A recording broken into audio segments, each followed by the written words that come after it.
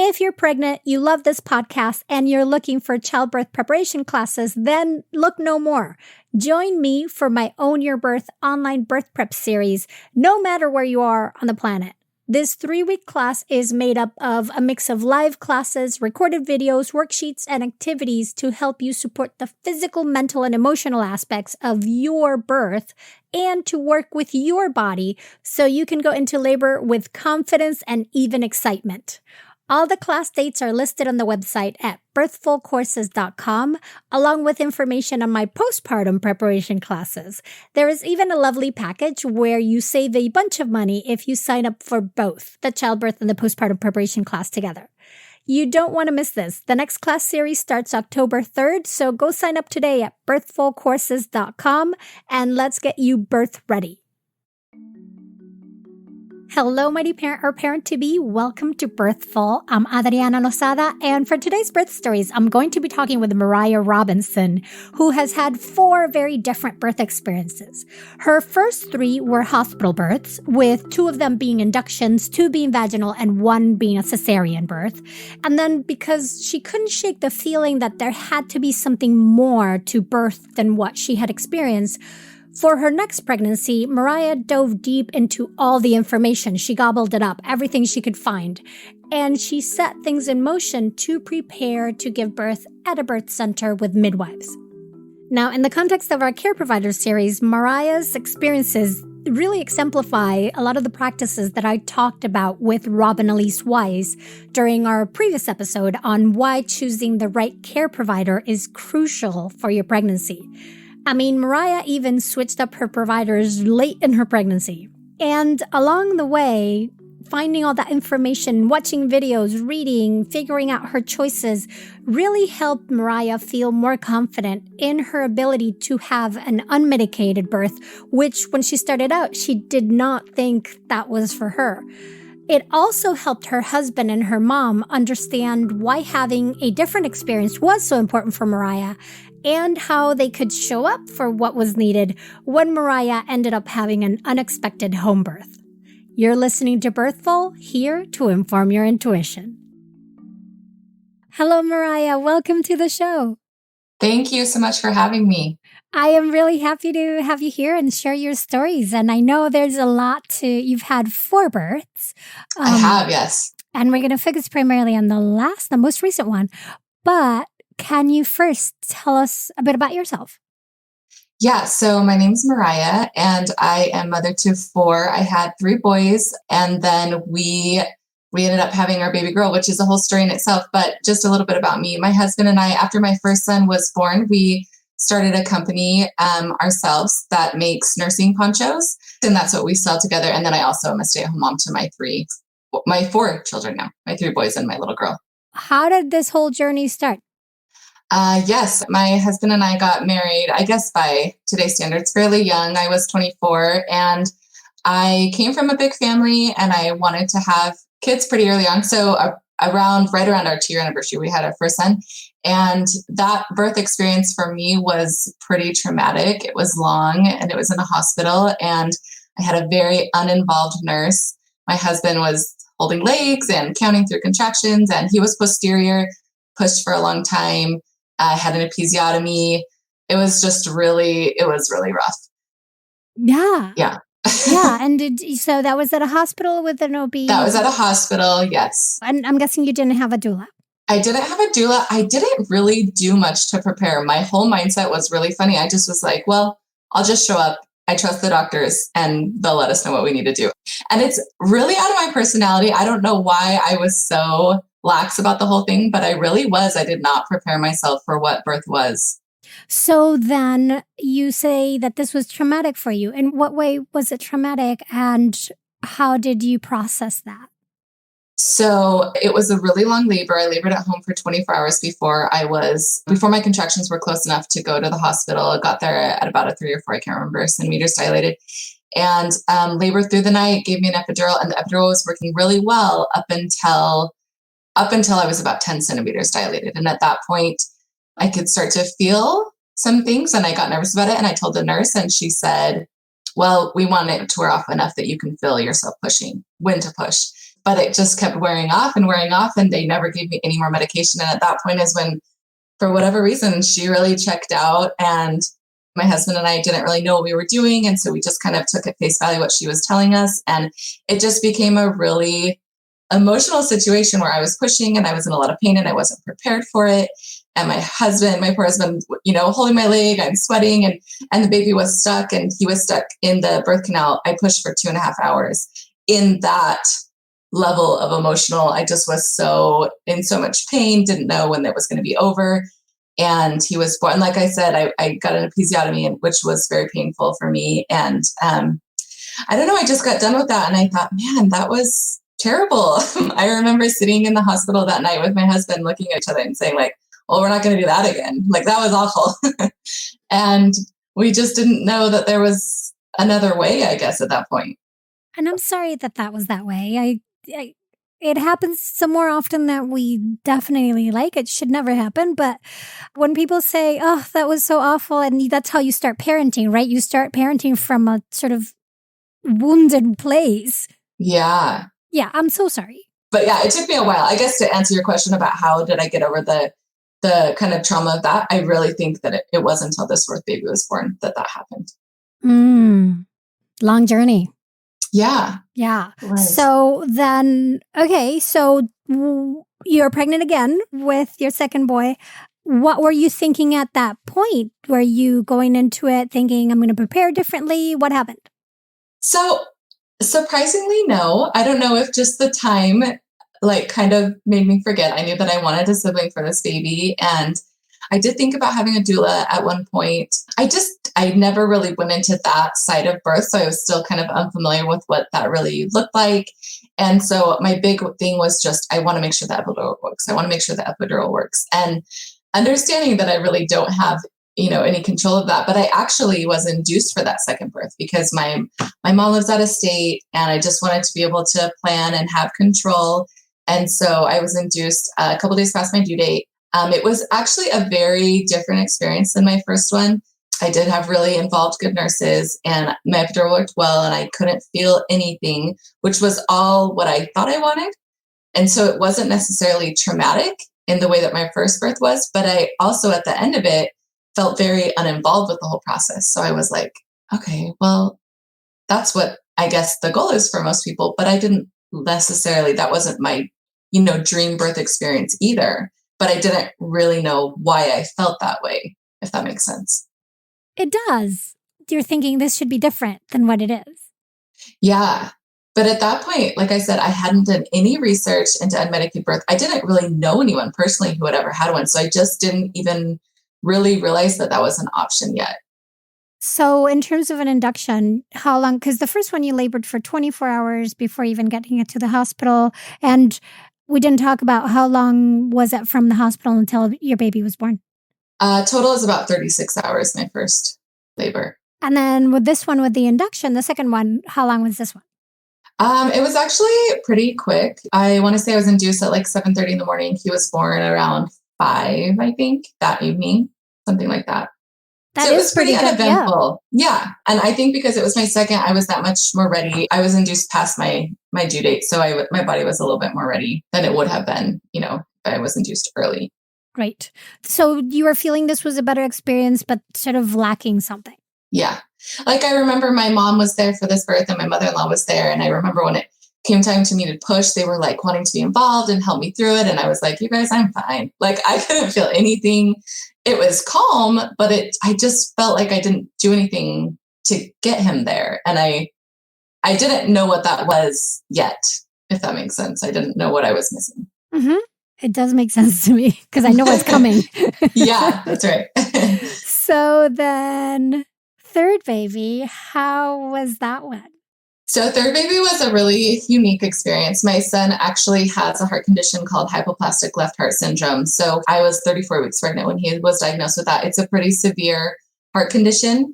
And so when we got that diagnosis, we found out that he would have to deliver at a specific hospital next to a children's hospital in Los Angeles, that he would be directly transferred there after his birth, and he would need open heart surgery at 3 days old. So I was with an OB that I really liked. I then was essentially forced to switch to an OB a few weeks before my pregnancy.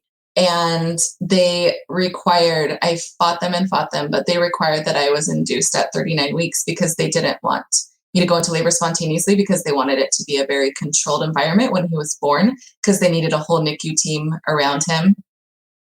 And so I was induced at 39 weeks. It was a very, very rough experience. Long story short, my body was so not ready to go into labor. I sat on Pitocin for 2 days, and I never even started contracting till I was like at the highest doses of Pitocin. And then the baby's heart rate, they were very, very concerned about his heart rate because of his condition. And so anytime his heart rate would start to drop or raise, they would completely take me off the Pitocin and start back at square one. I'm going to interrupt you to explain a little bit of that, because I think that needs to be unpacked, of how Pitocin gets dosed. And usually they start at the lowest doses. So Pitocin is great in the sense that it responds very quickly. So either plus or minus, like if you add to it, you'll feel changes will usually happen pretty quickly. Or if you take it out, if you're having contractions because of it, they'll stop. So they started at a very low dose, 1 or 2. Mm-hmm. And depending on how your contractions or how you're progressing, they can up it by 1 or 2 depends on the hospital protocol, half an hour, 45 minutes. Yeah. And then they do, depending on how quickly they move it, there's like a total amount you can get in a certain amount of time. So if they did it every half hour, you can only go to a certain amount. And if they're going every 45 minutes, you can go a little higher. But the top is, and because there's variations, I can't quite remember, but it's something like, depends on the hospital, 30 something or 40 something. But they start with 1 or 2. Yeah. So it takes a long time to get up to the top. Right. If you were like up to 28 and then heartbeat change and they brought you to nothing, they turned it off, they got to start over at 2. Exactly. And that's what was happening. So I wouldn't even feel anything till, I wanted to say it was like 2025 when I even started to feel anything. And then his heart would drop. And so they would start. And so it was like, another like 5 or 6 hours, even longer, before I would even start to feel anything again. That is long. And yeah. And so anyway, so I did that it was like 2 days, and I hadn't eaten, and I was just sitting in the hospital. And finally so I can't even remember the time, but it had been for sure at least 48 hours. The OB came in and she said, like, you're at a 2, you're really not progressed at all. And I just was like, oh my gosh, she said, like, let's keep going. But if nothing's happening by tonight, we're just going to have to give you C-section. And at that point, I had never had a C-section before. And I just thought, like, this isn't going to happen. I'm going to sit in the hospital forever. And so I consented to a C-section. And that was a rough experience. Having not had one before, it was so medical. They literally strapped my arms out to the side and got him out. And he was doing really well. And I guess my mindset during that was, he just needs to be okay. So I just need to do what I need to do to let him be okay. So he ended up being a C-section. And also, I'm sure you were thinking about other bigger considerations in terms of, like, if he needed to have open heart surgery within a few days, what that would look like for you guys, right? It wasn't just a birth and you're taking him home. It's a birth and then more medical big issues. Yeah. That's a lot to deal with. Yeah. It was. And so this was all very unique circumstances. Normally when a person has C-section, they get to go home and rest, but I didn't. I was in the hospital without my baby for 2 days. And then as soon as I got released from the hospital, I just was sitting at another hospital all day long with him. And so it was a rough recovery for that reason, that I just didn't ever really get, I was sitting down, but I was sitting on a hospital chair and in another hospital. And so it was days and days before I could even walk upright. And that whole process was I just couldn't believe how different it was from a vaginal birth.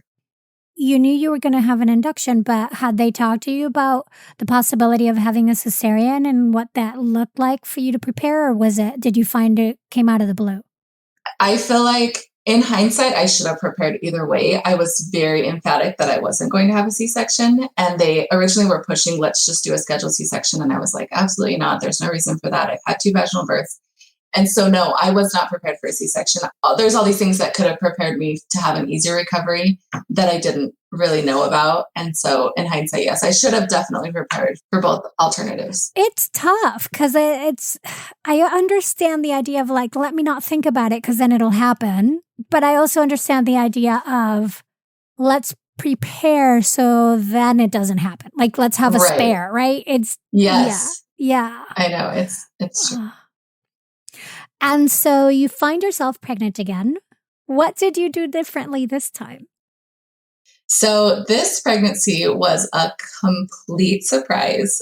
We had our 3 boys and my husband was done unless we could figure out a way to have a girl. I really, really wanted a girl. I have 4 brothers and no sisters, and I just wanted a girl with all of my heart. But I thought, if I can't guarantee a girl, then I'll just be happy with my 3 boys.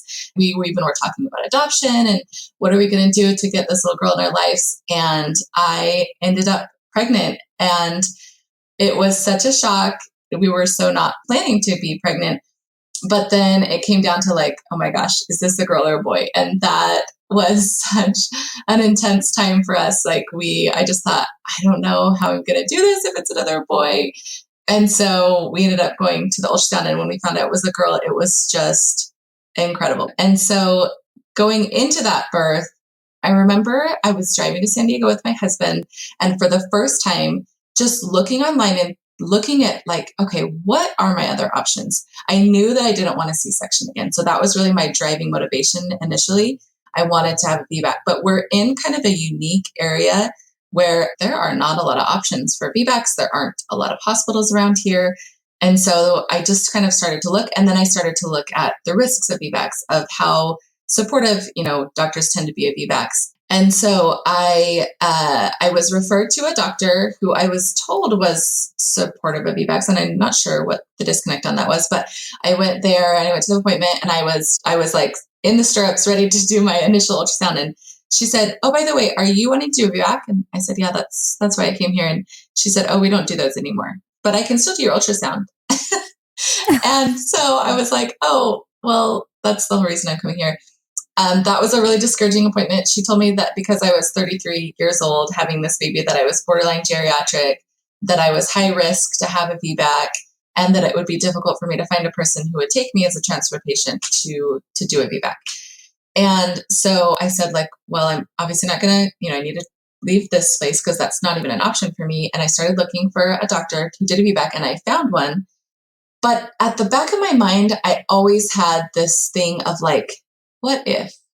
Like something in the back of my head was kind of pricking of an unmedicated birth. What if there's more to this experience? And I don't even know really where that came from, but it just was kind of there. And so I was going through this process. I met with this doctor, which I guess was a process. I had to find someone who would take my insurance, who would accept a transfer patient, and also who did VBACs. And that was kind of the trio it took me weeks to find a doctor who would even do that, but I did. But then I was talking to a friend one night, and she was the first person I had ever known personally who had an unmedicated birth. And she had a water birth in a birth center. And she was just saying to me, like, this is really worth looking into. It is such an amazing experience. She said, watch The Business of Being Born. It might change the way that you're thinking. And so I did. And I just was floored by that documentary and kind of the whole way that the birthing world is set up with OBs versus midwives. And that was really eye-opening to me. And before that, you'd never considered a midwife before? I'd never considered a midwife. I was intrigued with the idea of an unmedicated birth, but I was also terrified of it. And so for a long time, I tried to find a hospital that would allow me to have a more natural birth experience, but also an epidural. I wasn't fully committed to the idea of not having an epidural. It just was scary to me. And so I did a lot of research, and I guess there are some hospitals in different areas of the country that will allow for both. They're like a birthing center environment, but nothing on the West Coast. And so I watched that documentary and I thought, okay, I'm going to start down this road and see. And I was really pumped, and I came home and I talked to my husband and I said, I think I want to have this baby in a birth center.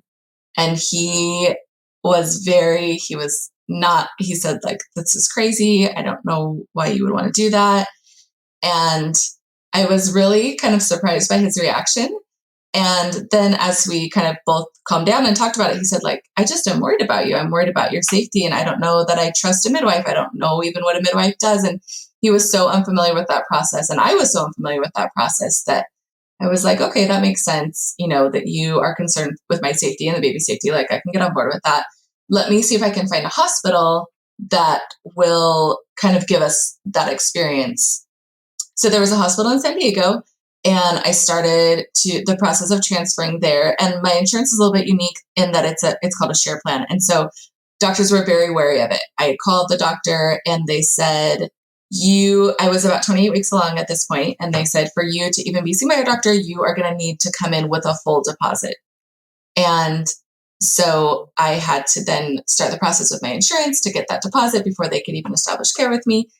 And it took like 6 weeks for them to get that money and all the finances in order. By the time I got in contact with this hospital again, they said, you have to establish care by 34 weeks. I was like 33 weeks and 6 days. And they said the next appointment with the midwives is in 2 weeks. And if you don't establish care with them by 34 weeks, then you have to see ROB and you're no longer a candidate for a midwife program. And so at that point, I was feeling really discouraged. And I kind of decided, like, well, I guess I'll just go back to my original doctor who was supportive of VBACs, and I'll see if she is supportive of unmedicated birth. And I went there and I talked to her, and I felt like she was very much telling me what I wanted to hear, but I didn't feel a lot of sincerity from what she was saying. And I started to feel like, I don't know, like maybe I need to figure out another option, because none of these options seem to be panning out with what I was hoping to have. And that is a lot to be like searching and going back and forth and trying to finagle while, you know, at this point you're like 30 weeks pregnant or more. No, you're 30, almost 34. Yeah. 34. Oh, yeah.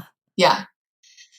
So I was 34 weeks pregnant by this time. And I had said to her, like, you know, will you support me having, going to labor spontaneously, and will you support these things? And she would say things like, yeah, but if you don't go into labor on your own by 41 weeks, then I'm going to induce you. And so I felt like in some ways she was maybe supportive, but when it came down to it, I knew that it would be a real fight for me to get all the things that I wanted. And at this point, I was doing tons of research, and I was learning about delayed cord clamping, and I was learning about all of these extra things that were so amazing in birth that really weren't usually part of a hospital experience that I wanted, that were becoming more important to me.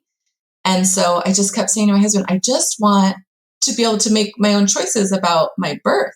And I was so surprised how hard that was. And isn't it crazy that that's what it comes down to? That you have these choices and have to do so much legwork to find somebody who says, this is your experience. You're an expert in your body. I'll keep you safe, but I'll walk this experience with you. Right. I trust that you will make the best choices because it's not like if something's wrong, you're going to say no.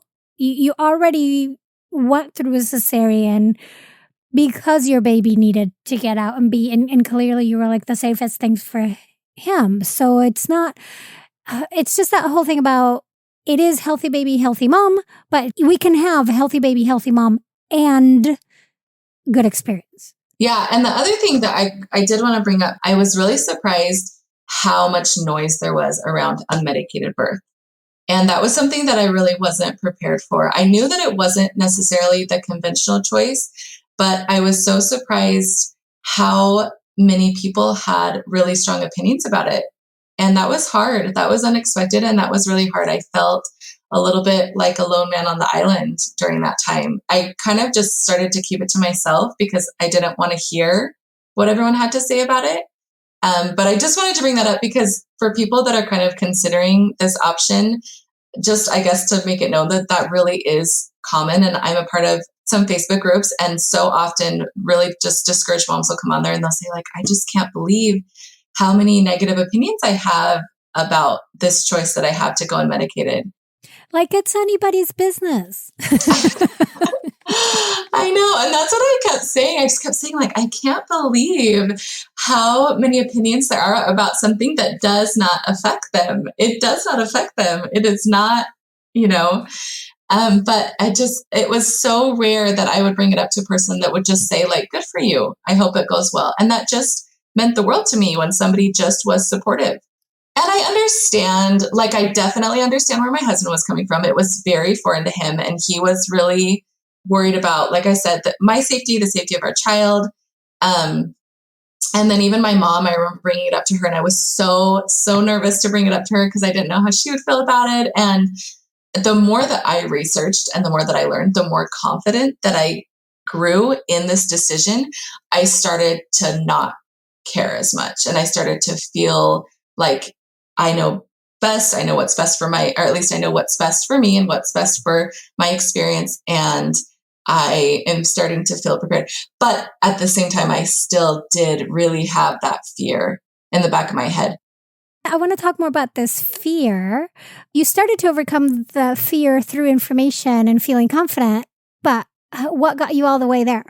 So there were a couple of resources, and honestly, your podcast was so helpful for me. I would go to the gym and I would just listen to anything and everything I could. Birth stories were really helpful for me. Watching natural births on YouTube and seeing like a calm experience. So, and even like this last week, I was talking to my friends, and hearing the way that we talk about birth is such a we talk about our scary experiences and we talk about all these negative things in birth. And I think it's very much part of our society. You start to assume that that's just what birth is. And for me, it was really eye-opening to watch these like home births or these water births or these births and birth centers where these women were so prepared and so calm. And I just didn't even know that was an option. I thought, in order to get over this fear, I have to be okay with kind of this crazy experience. And I started to realize it doesn't have to be a crazy experience. So that was really powerful for me, as well as understanding pain in childbirth. So you have a podcast, and I can't, is it Wapio that talks about pain in childbirth? Wapio talks about the holistic stages and rethinking pushing. I have two on pain. I have Rhea Dempsey, who talks about the purpose of labor. Okay. Yes. So I probably listened to that podcast 5 times. It was life-changing for me. And just that understanding that there is purpose in the pain of childbirth in a way that there isn't in anything else in life was so powerful for me. And I started to really think about it as like a marathon. And I would say, to my husband, this is, if a person had prepared for a marathon and they got 5 miles in and started to get tired, we wouldn't say to them like, oh, just stop. Like that's something that was important to them. That's something they prepared for. It's something that they want to accomplish. And we respect that choice. And looking at childbirth that way was so transformative for me that it started to really take that fear away. And I started to shift from, oh my gosh, I don't know if I can do this, to I really think that my body was made for this, and I'm going to trust that my body was made for this. Yeah, I love Rhea's episode because I think I love her book. I'll link it in the show notes, the episode, because it is a great listen for everybody. Oh my gosh, it really is. Yeah, that point that you made of how we talk about birth, we're always putting it in this negative light, that the experience, right, is beyond painful and way more than you can deal with. So let's numb it. And that's it. There's not an other option. But once you started seeing that other option existed and preparing yourself for it, then it wasn't an either or proposition. It wasn't if I'm not going to do an epidural, then it's going to be suffering, period. Yeah. And I think that's very much the way that people look at it, is like, why would you do that to yourself? Well, why would you put yourself through that? That's what modern medicine is for. And I think it's also something that she talks about, is that we're really taking away this transformative experience from women. And having gone through it, I can 100% say that that's the case. And just that confidence of knowing, like, if I can do this, I can do a lot of things. Like, I'm stronger than I really ever realized that I was. And it's such a small amount of people that even will look that direction. I feel like it is something that is really being taken away from women all over, especially in the United States, that people really do have the ability to do this amazing thing, but that because we're so fear-based, people don't even really look that direction. Mm-hmm. And so you started becoming more confident. You were getting more knowledge. Was your team starting to jump on board as well? Did you tell your mom? Yeah, I had told my mom before, and I don't want to say that she wasn't supportive. She just was nervous about it. She just, I'm her oldest, I'm her only girl, and she had 5 C-sections herself. So the whole thing was just very foreign to everyone. And so jumping back to my OB, I had talked to her. And like I said, I just didn't get a great vibe after I talked to her about unmedicated birth. So I started to talk to local doulas in my area about who had worked with patients under her care and started to hear some not great things. And so somewhere along the line, I had contacted a midwifery school, and someone had said to me, you can contact them and they might have a doula in training or somebody who can come talk to you about this. And somebody had given me a call and said, look, I have a friend who's a doula. She's amazing. Why don't you give her a call? She'll be a good resource to you. So I called this person. At this point, I was 36 weeks pregnant. So I was really starting to get really nervous about everything. I just felt like I remember the night before I talked to this doula, just breaking down to my husband and saying, I just think, and at this point, he was definitely getting more on board. He could see how important this was to me, and he could see that I really was trying my hardest to do this, an environment that was comfortable for both of us. And I had said to him that night, I think you're just going to have to be my person, and you're going to have to fight for me. And I don't want to do that when I'm in labor. These things are important to me. And so he was on board with all of that. But I just said, I just can't believe how hard it is for me to just do the things that I want to do. Anyway, so I talked to this doula the next day. She called me, and she was just it was such a breath of fresh air. Everything that was important to me, she understood. And she said to me, I teach birth classes at this birth center, and I'm good friends with the owner. And she will sometimes take women this late who, want a natural birth experience. And is that something you would be interested in? And at this point, I thought, yes, this would be amazing. My last hurdle is just if I can get my husband on board with the birth center, because previous, that wasn't something that he really had felt comfortable with. And so I talked to her, and it was just so comforting and reassuring. And I remember my husband was at the gym at the time, and I remember being so nervous to talk to him about it, just because I really wanted him to be fully on board with me, because I knew it was something that we needed to do together. And so he came in, and I said, look, I talked to this midwife, and she's willing to get us into this birth center. And he just said, you know what, you're in a completely different place than you were a couple months ago. I trust your judgment. I just want to know that you're in the best hands that you can be in. So let's tour the birth center. And if everything feels good, let's move forward. And I was like, okay. And so we went down that next Saturday, and we toured the birth center, and that was his first experience meeting midwives. And so he had a bunch of questions for them, and they just were so amazing. And he got out of that and he said, you know what, those guys know what they're doing. And I can see that they are seasoned women, and they have, birth, they know what birth is supposed to be. And I'm in. Do you remember some of the questions that he asked? I remember he asked about transfer rate and what constituted a transfer, and what they would do if there was, if the baby wasn't breathing when they were born.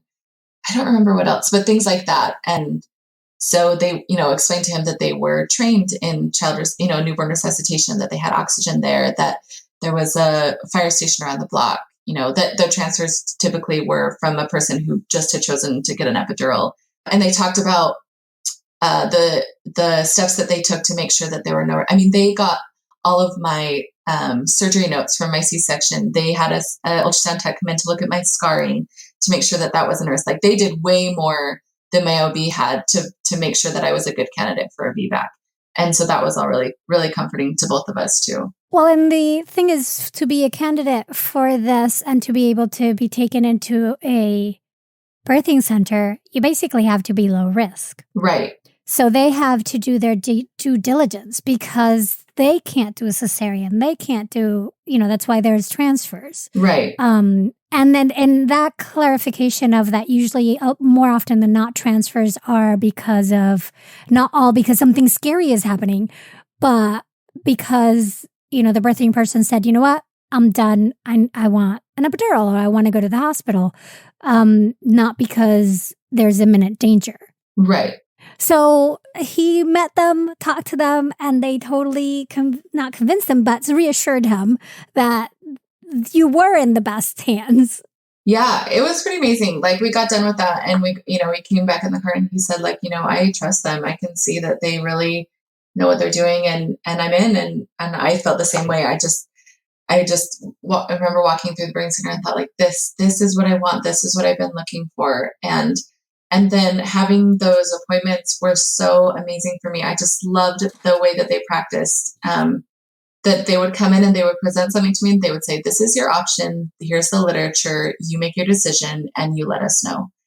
And I just thought, oh my goodness, this is how this should be.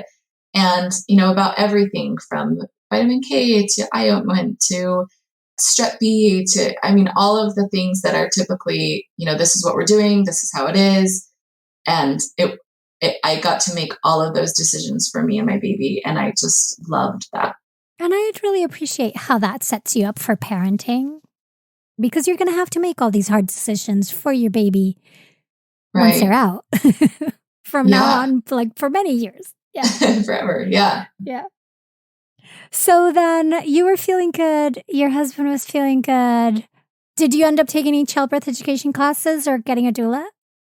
So we did end up using that doula, the one that had helped us get into the birthing center. And we didn't ever take any childbirthing classes because I felt, I like ate and drank birthing. It was all I listened to. It was all I read. I was feeling really prepared at this point. So the doula did come over a couple of times before and showed my husband, different techniques that he could help me during labor to get more comfortable. And that was really great, but we didn't ever go to any like actual classes. You curated your own childbirth classes. Yeah. That's right.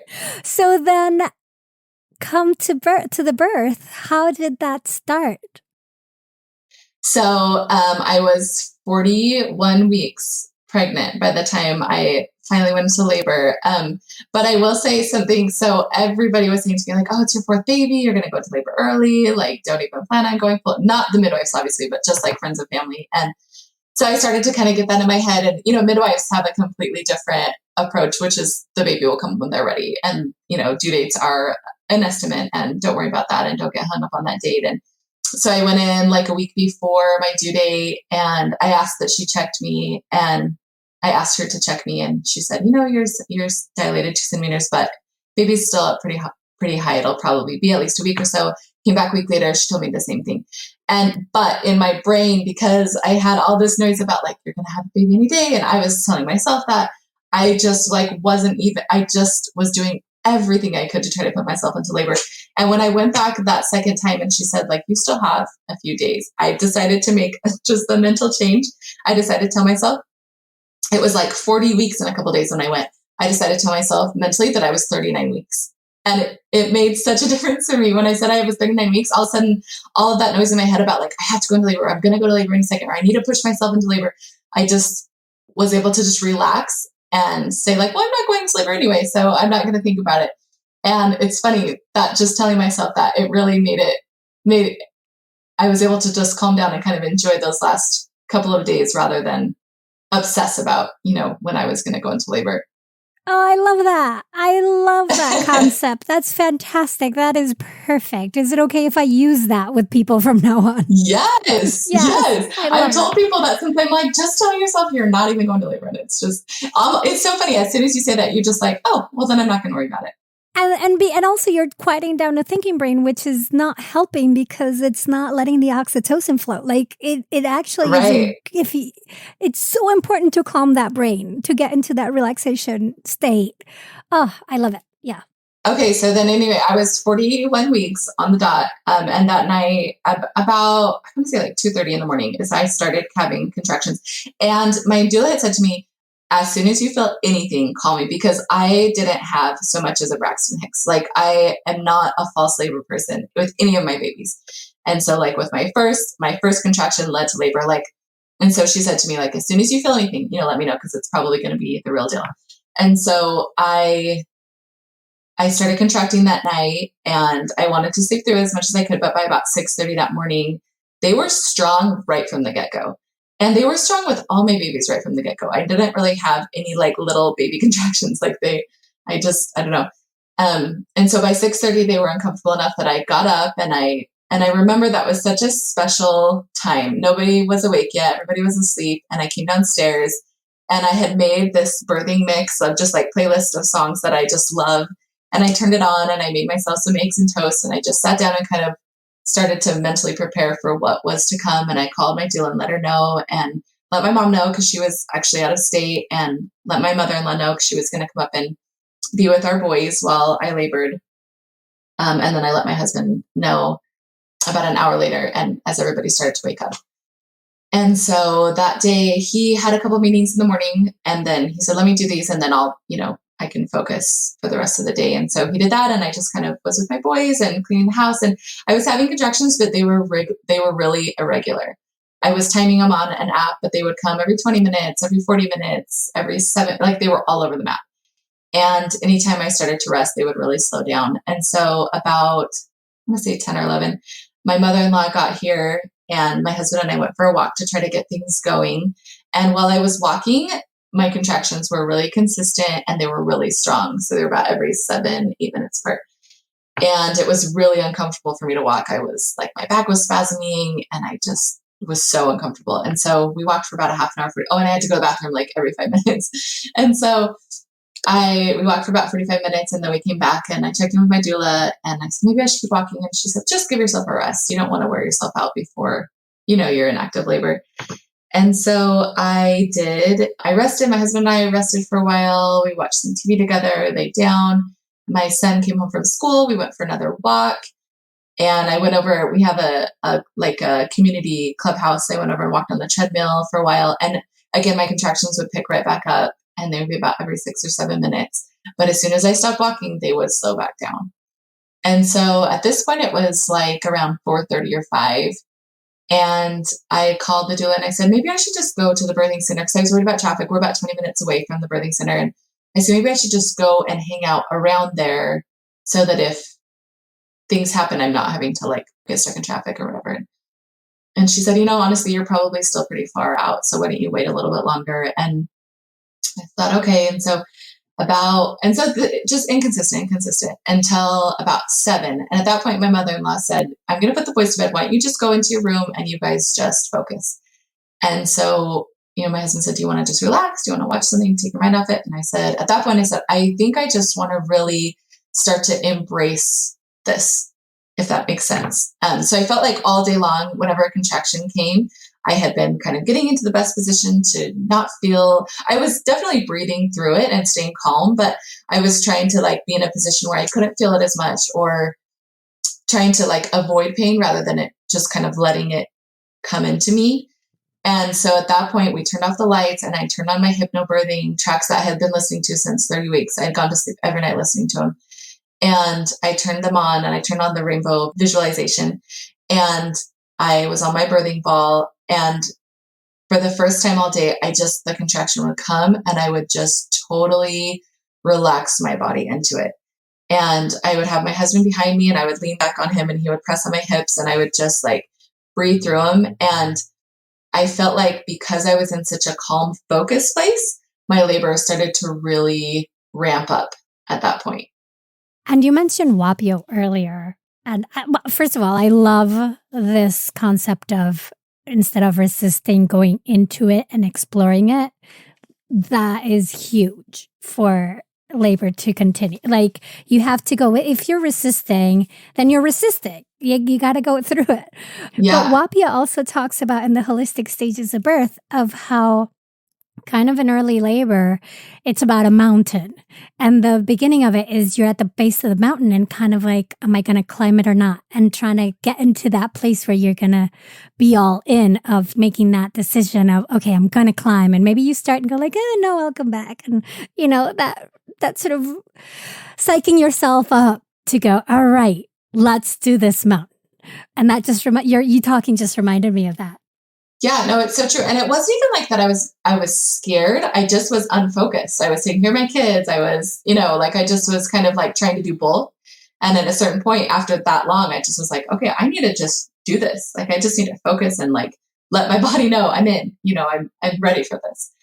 And so I did, and I just would put that on repeat. And the contractions were getting really intense at this point. And I had been able to breathe through them, but at this point, so it was around 8:30. So it started about 7.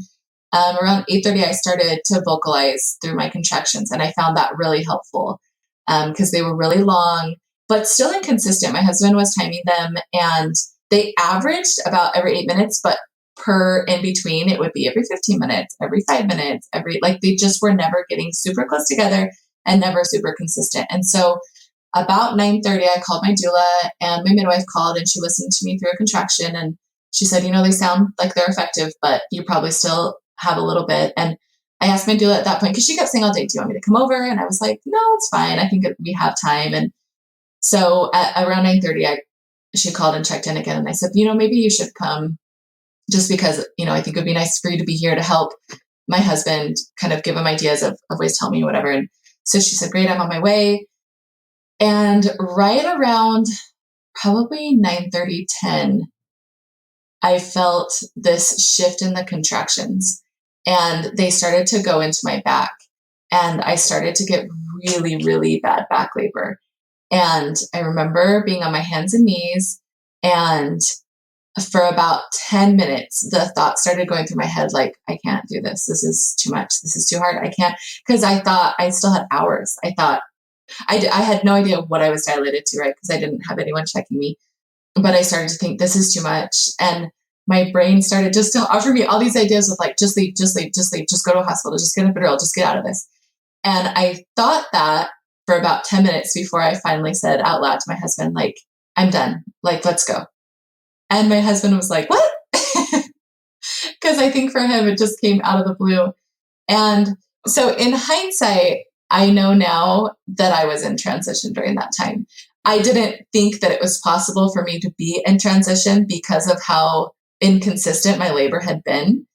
But now that when I think about it, like everything that I had read and learned about transition was like, this is the time when kind of the primal brain starts to take over and your logical brain doesn't keep up and it just wants a way out. And if I would have been, in a state to really think about it logically, I could have seen that like, oh, this is definitely what was happening. And at one point I thought maybe I'm in transition, but then I thought, no, there's no way. I can't be. It's too soon. Yeah. And that is such a common internal debate at that point. I find, especially with not first time birthing people, but, ones that have gone through it before, that you're like, no, this can't be it yet. Yeah. And so I just really started to kind of lose a little bit at that point. I wasn't really thinking super logically. And so I just knew that I wanted out of this. And so I remember leaning over my vanity. And at this point, he texted the doula and said, like, are you close? She's kind of starting to lose her cool. And I remember I just wanted to get in the shower and I wanted him to get in the shower with me. And he was saying like, well, let's wait till the doula gets here. So we're not just in the shower when she gets here. Let's see what she wants to do. And he was trying to keep me calm. And he was so amazing through the whole thing. But I really started to go inside my head at this point. But I didn't know what was happening. Like I really, in my head, thought I still have hours of this. And I just thought I was starting to get into active labor. And so the doula got there, and right when she got there, another really strong contraction came. And I bent over the side of my bed, kneeling down, like almost in a prayer position. And I just was leaning against the bed. And she was trying to talk me through it, and she was really calm. And I just knew mentally, like, I'm past that. Like, I'm past the point of just kind of getting through these in silence. Like, I'm in it. Like, it started to like fully consume me, not in a scary way, but in just like this is taking over every ounce I have. It's taking everything I have to just focus on this. So she started asking a lot of questions, and I didn't want to talk. I just wanted to focus. And about 10 minutes after she got there, I said, not even realizing what I was saying, but I said, I think I need a push. And I'll never forget, because she's thinking she's coming into this, early-ish, maybe starting active labor stage. And so there's nothing inside of her that's thinking that I'm even close to ready to push. The midwives, are on their way to the birth center. And so I said, I need to push. And she said, oh, no, not here. Like, we need to go to the birth center. And so her and my husband started trying to talk me into going to the birth center. But it was so funny. When I got to that state, my brain, it just made total sense that I was going to have that baby at home. Like, I didn't question it. It didn't scare me. I just thought, like, this is what's happening. So I said to her, can I just have a baby at home? And she was like, oh, well, the midwives are coming to the birth center. But she was very supportive of me. She just, I think she just like was a little bit in shock. Like, she didn't know what to do. And if I was really as far along as I was saying that I was. And so I said, I'm not moving. And at that point she said, like, okay, we're doing this. Oh, I guess what really convinced her that that's what was happening was that my water broke right around that time. And as soon as my water broke, I could feel the baby crowning. So, and I think at that point she could see the baby crowning. And so all of this, keep in mind, like, it was 7:00. I'm like, my contractions are 20 minutes apart. And this is 2 hours later, 3 hours later, and I'm already to that point. So at that point, she said to my husband, like, you need to get tarps, you need to get a bowl, because we were not obviously set up at all for a home birth. And so she started asking him to get all the supplies, and she called the midwives and said, look, we're doing a home birth. So all of them were en route to the birth center. So they just drove up to our house, which is about 20 minutes farther from the birth center. And at this point, I am like I said, I am not talking. I'm pretty unaware of what's going on. And I guess when my water broke was when I was like, oh, okay, this is really happening. I think that's when like my brain started to catch up with my body of like, oh my gosh. And probably 10 minutes after my water broke, maybe 15, it's hard to know what the times were, but very soon after that, I started to feel this incredible urge to push. And I remember when I was preparing for this birth of watching videos of people, they talking about like, is it the fetal ejection response? Is that what it's called? Reflex. Yeah. Reflex, the fetal ejection reflex. And I remember watching some videos of women, like of them really feeling that. I know that it's not something that every woman feels, but I remember reading about that and watching that.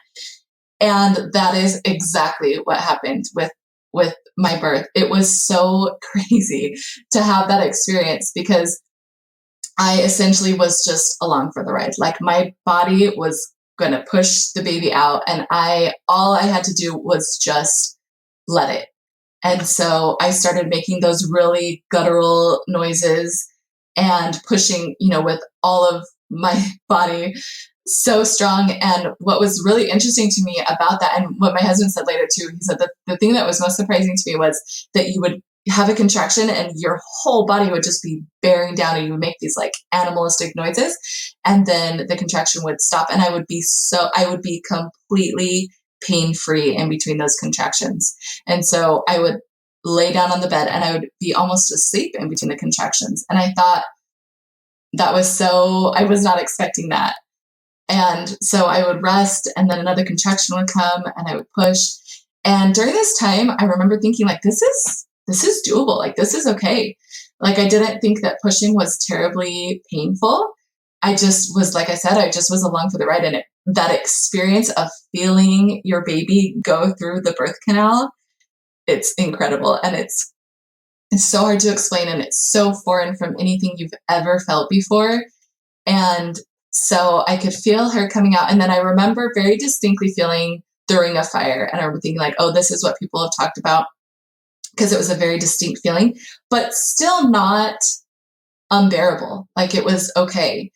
And so I would push, and this is all, I heard this after the fact because I really didn't know how far, out she was or what was going on. But what would happen is while she was crowning, she had a little nuchal hand. She had a little hand up by her head that was preventing the head from being born. And so about 3 or 4 pushes in, my midwife said to me, you need to put your leg up. And I wasn't listening to what anybody was telling me to do. I just was doing whatever I felt like my body needed to do. But so I wasn't a very good listener in all of this. But anyway, eventually she just lifted my leg up for me during a contraction. And I actually tore because of that hand during that next contraction. And so I remember like kind of screaming during that time, but then her head was born. And then I didn't realize that what was keeping, my body was trying so hard to push her out, but that was keeping her from me being able to come out. And so once she moved my leg, it was in the perfect position that she could then come out. And then with the next contraction, the body was born. And so she came out and she, that's funny now that I'm thinking about it. They must have caught her and put her on the ground because I didn't catch her. But it was right on my rug, right? I didn't move from that spot that I talked about being like in that kneeling position on my bed. I didn't move from that spot until she was born. And then right after she was born, it took a couple more contractions for my placenta to be born. And that's when I felt like I could really relax. The contractions stopped and I could really just enjoy this baby. But it really took a second. Right after she was born, it took a second for my brain to catch up with my body. It all happened so fast. It was so different than I ever expected. I was expecting at a birth center, I wanted to do a water birth, and all of a sudden she just was there and she was born on my floor. And it was so crazy, but it was also so perfect. Oh, that's such a good story. Like the unexpected. As you're talking, I can see it. I can visualize it. I can like all the things and how people are going around doing things around you and you're just, I am birthing, or I'm out of the way, body's birthing. Oh. Yeah. So you were hands and knees when she was born? How did the midwife lift your leg? Like off to the side? That's the part that I'm not getting. So I was kneeling down. My elbows were up on the bed. And then so it was my right leg. I was kneeling and she just pulled my leg out to the side and up, I think. I think she pulled it up like a dog. Okay. Yeah, no, and I'm thinking like that most likely your contractions were so irregular throughout because there was the hand in the way, that nuchal hand, not putting even pressure on the cervix. Yeah. Yeah, I think you're absolutely right. And you know what's so funny is like right before I went to labor, literally the day before, I was listening to one of your podcasts. You have one about somebody who had a nuchal hand and it made her labor really irregular and really long. And I was thinking like, I just hope that doesn't happen to me. Careful what you wish for. I know, but of course. But it was, I'm grateful that it really did move along. I mean, it was irregular, but once that happened, it really did move. So what's crazy is that I don't know at what point I was at what point I was dilated to a 10. I don't know how fast I dilated. Like, I don't know anything about that because nobody was there until the last hour before she was born. Your body doesn't care. It doesn't matter, right? It doesn't care. It doesn't care. You're right. But bodies focus on having a baby, not getting to 10, not getting it. Right. Yeah, not linear. Oh, I love it. You had mentioned, though, when you contacted me that there was something about your tablecloth being involved. Oh, yeah, there was. My husband took because they wanted a vinyl. They wanted something that was like waterproof. So he literally took the tablecloth off of our table. And that's what I pushed on. Like, that's what the baby came out on, was our tablecloth. The whole thing was like something out of a movie. It really was. Because he was running around. My mother-in-law was running around. One of the midwives didn't even make it. Like, 2 of them got there, but the last one got there after she was already born. But the thing I loved so much about it was how in the midst of all of that, the calm that there was. There was there was running around to get ready for the baby, but it was in hushed tones. The lights were off. There was music on. And during, when I was pushing, everyone just watched and they just let my body do what it needed to do. And after she was born, it just was so calm and so serene. And that was so amazing and so different from the hospital birthing experiences that I had had. And so after she was born, they got me and her up on the bed. She immediately latched, like within 10 minutes after she was being born, and stayed there for like 30 minutes. And they took the placenta and they put it in a baggie by me so that she could, keep the cord attached for a little bit longer. And everybody just watched, and it was so incredible. And my mom had gotten, the only flight that was available that day was at like 11:30 that night. And so she was able to get there about 20 minutes after she was born. So she got to see, her cord being cut and her being weighed and like the newborn assessment, and which was really neat. And I loved that part of it. That was so incredible, of just laying in my bed with my husband, with my family, with my baby, and everyone's just happy and everybody's calm and it just was so beautiful. And you didn't have to go anywhere. And I didn't have to go anywhere. Yeah. Because it's hard to figure out when to leave, when not to leave, and having to leave. Like that in itself, we don't think about it, but that in itself is an intervention to the physiology of birth. You mean if you're at a birth center? If you're not giving birth at home, at some point you're going to have to leave and even though you gave birth at home, you were still, the doula, your husband, everybody was trying to figure out, when do we go? When do we go? When is it time to go? And that is something that, it takes up brain space. And I'm not saying that we should all do home births. I am saying you need to give birth wherever you feel safe. And hospitals can be a perfectly good place to have birth. And I've had wonderful births at hospitals. But understand that is, having to go somewhere is it's a physiological intervention. Definitely. And it's funny, all of this, coming full circle with my husband, going from feeling very uncomfortable about the whole thing to being on board with the birthing center to then having a home birth. It was so neat for me to, after all of that, have that conversation with him and saying because he just took it all in stride and he was in it and he was awesome. And after the fact, I said, if you were to do it again, would you have done it in a birthing center or would you personally have chosen to do it at home? And he said just what we are saying right now, not having, being able to go to bed in our own bed and having that all happen in our home was a really cool thing. And he said, I think between the two, I would choose a home birth, which coming from him, and that's what I always say when I talk to my friends. I'm if he can be converted, anybody can be converted,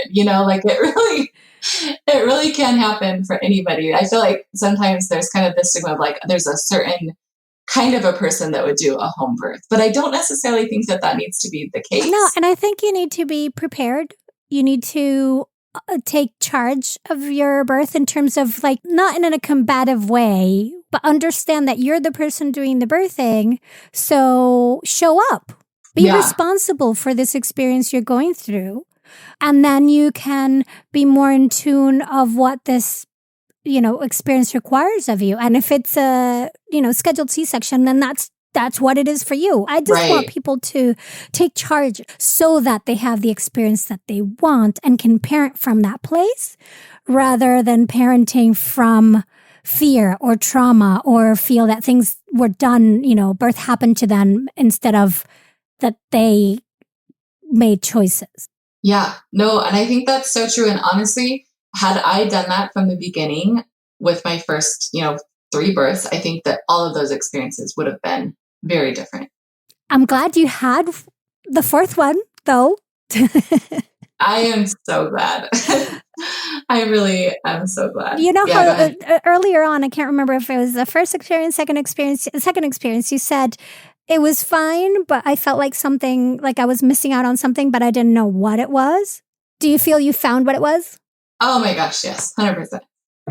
100%. And I would not, and you're right, had I not had her, I really feel like it was a real gift to me because those would have been my experiences. And like you said, they would have been fine and very typical. And I got out of them, my babies were fine and healthy and I was okay and it was all fine. But that really, for me to get to this next level of something that I had been searching for unconsciously, that I hadn't even realized that I've been searching for. And so I am so grateful that I had that last opportunity and to do it in such a really special way. Is there anything you want to make sure that the listeners hear before we close? Just if it's something that you're thinking about, if it's something that the idea intrigues you, but it's still scary, I guess just know that that's so normal and that you don't have to be in a place where you have no fear before you make the decision. That's part of the journey. And I really, truly feel like if I can do it, anybody can do it. I think that there is this feeling of I don't know, you have to possess some sort of something to be able to go through with an unmedicated birth. But I really think that it's in all of us if we want it, if we choose that. And if that's something that's important to us, because it's not important to everybody and that's totally fine. But if it's something that is important to you and it intrigues you, I would really encourage you to just look into it and start the process of being comfortable with it. And just, I guess, understanding that it is a process and that's totally okay. And that if you choose that direction, that it really can be a transformative experience. And also just to listen to your intuition and understand that there may be a lot of noise around it, but that ultimately you're the one making those decisions, and that what you choose for you, that's all that matters, is that you feel good about that decision. I love it. Thank you so very much for sharing your stories today. I loved hearing them. Thank you for having me. I really appreciate it. That was Mariah Robinson, who is a mother of 4 and the creator of Cover Me Poncho's nursing covers. You can connect with us on Instagram at Birthful Podcast. And in fact, if you're not driving, we would just love it if you would take a screenshot of your phone of this episode right now and post it to Instagram, sharing your biggest takeaway from the episode. Make sure to tag us at Birthful Podcast so we can see it and we can amplify it. You can find the in-depth show notes and transcript of this episode at birthful.com, where you can also learn more about my birth and postpartum preparation classes and download your free postpartum preparation plan. Birthful is created and produced by me, Adriana Lozada, with production assistance from Asia Plati. Thank you so very much for listening to and sharing Birthful. Be sure to follow us on Good Pods, Spotify, Apple Podcasts, Amazon Music, and anywhere you listen, and come back for more ways to inform your intuition.